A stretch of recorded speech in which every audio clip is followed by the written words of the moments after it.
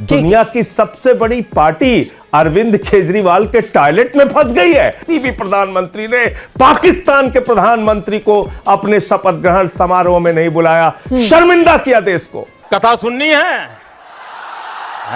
चक्रव्यूह में फंसे हैं, इसीलिए इधर उधर की बात नहीं होनी चाहिए। 2026 करोड़ क्यों लुटा, अब ये रिपोर्ट कह रही है। संजय जी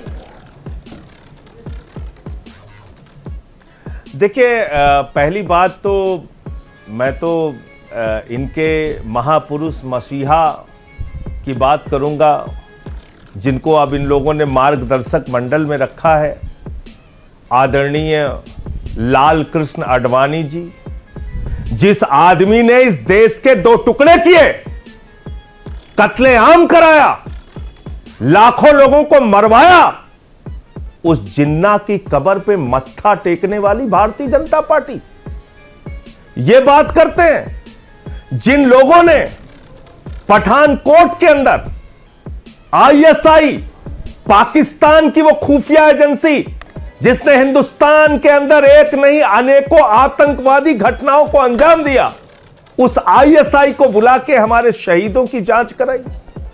तुम्हें शर्म है? कुछ शर्म आया है? तुम्हें शर्म है? तुम चुल्लू भर पानी में जाके डूब के मर जाओ। जिस पार्टी के नेता नरेंद्र मोदी ने पहले पाकिस्तान के प्रधानमंत्री नवाज शरीफ को अपने शपथ ग्रहण समारोह में बुलाया, इसके पहले भारत के किसी भी प्रधानमंत्री ने पाकिस्तान के प्रधानमंत्री को अपने शपथ ग्रहण समारोह में नहीं बुलाया, शर्मिंदा किया देश को।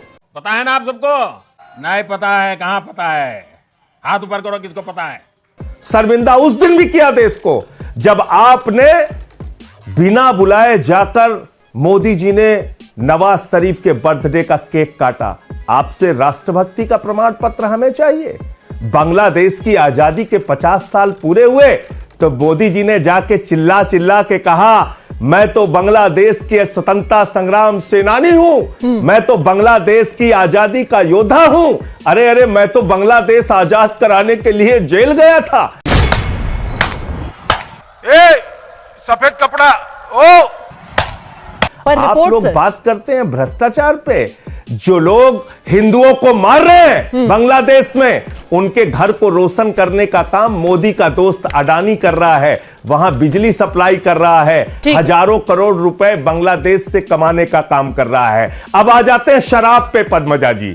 2 राज्य मैं आपके सामने बोल रहा हूं। एक गुजरात जो ड्राई स्टेट है, गांधी का स्टेट है, साबरमती के संत महात्मा गांधी का राज्य है। उस महात्मा गांधी के राज्य में सैकड़ों लोग जहरीली शराब पी के मर गए। चुल्लू भर पानी में नाक रगड़ के बीजेपी के नेताओं को माफी मांगनी चाहिए। अलीगढ़ के अंदर 135 लोग जहरीली शराब पी के मर गए। इस देश ने इन घटनाओं को अभी भी भूला नहीं है, इसलिए इधर उधर की बातें करने से बात नहीं बनेगी। आपको यह बताना चाहिए कि आपका विजन क्या है। दुनिया की सबसे बड़ी पार्टी अरविंद केजरीवाल के टॉयलेट में फंस गई है। मस्त जोक मारा रे, ये हंस रहे हलकट हंस।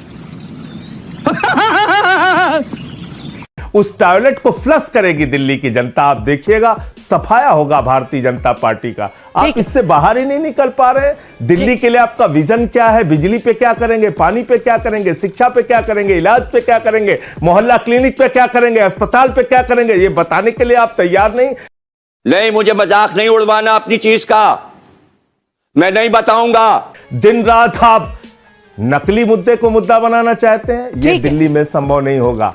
आप बांग्लादेशी घुसपैठियों का मामला उठाते हैं दिल्ली के अंदर। नहीं, मैं अपनी बात पूरी कर लूं पद्मजा जी। 10 साल से हिंदुस्तान में किसकी सरकार है? नरेंद्र मोदी और अमित शाह की। देश की सुरक्षा की, बॉर्डर की सुरक्षा की जिम्मेदारी किसकी है? अमित शाह की।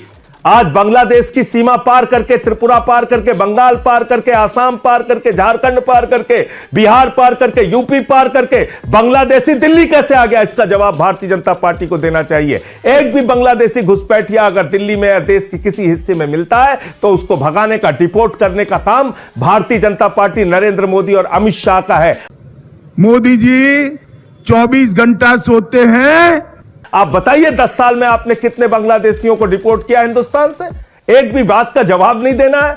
फर्जी बातें करनी है, झूठे आरोप लगाने हैं, इससे काम नहीं चलेगा। ठीक है, अब सारे आपकी सवालों का असलियत जवाब देश के लेंगे। लोग पहचान चुके हैं और दिल्ली के चुनाव में हर दिन आप एक्सपोज हो रहे हैं। हद हो गई। Thank you for being here. बहुत बहुत धन्यवाद। आपको अच्छी लगी तो ऐसे थोड़ा मार दीजिए हाथ, आप थोड़ा सा मार दीजिए। आपको अगर अच्छी लगी मार दीजिए। करो ना भाई, क्यों नहीं कर रहे? परेशान हो गए हम लोग 2.5 साल से, ये भी परेशान हो गए, हम भी परेशान हो गए, करो फिर।